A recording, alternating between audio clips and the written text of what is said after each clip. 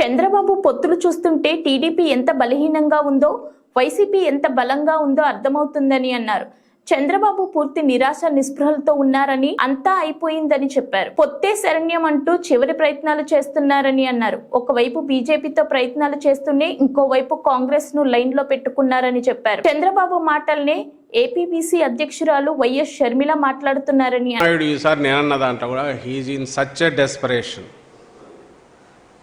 ఇంకా వెంటిలేటర్ మీద ఉన్నవాడు ఎట్లయితే ఇదవుతుంటాడో, లేదా దింపుడు కళ్ళ మాసి అంటారు ఇంకా ఫైనల్గా ఆ దీంతో చేసే ప్రయత్నము, చేయని ప్రయత్నం అంటూ లేదు, చేసే ప్రయత్నం కాదు, చేయని ప్రయత్నం అంటూ లేదు.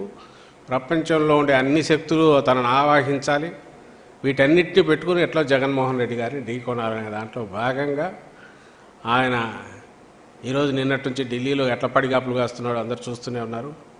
దీంట్లో మీకేమనిపిస్తుందో నాకు అర్థం కావట్లే, కానీ అది బలహీనతోడ కాదు, ఒక నిస్పృహ.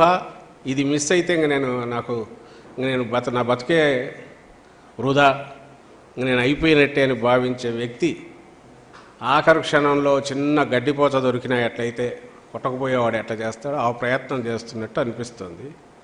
ఇంక అది దాంట్లోనే నిస్సహాయత, బలహీనత, డెస్పరేషన్ ఏదైతే ఉందో అది బలమని ఎవరని అనుకుంటే, తద్వారా ఆయన ఏదో చేయగలడని అనుకుంటే అది భ్రమే అవుతుంది.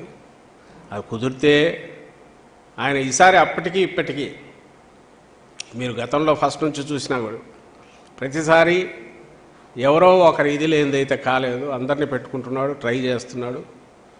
ఆ ప్రయత్నం చేసిన ప్రతిసారి ఒక్కొక్కసారి డిపెండింగ్ అవతల పార్టీలను బట్టి తను సక్సెస్ అవుతుండొచ్చు, ఇంకోసారి ఫెయిల్ కూడా అయ్యారు. 2009లో తన వల్ల కాలే, అన్ని కూటములు ఏకమైన.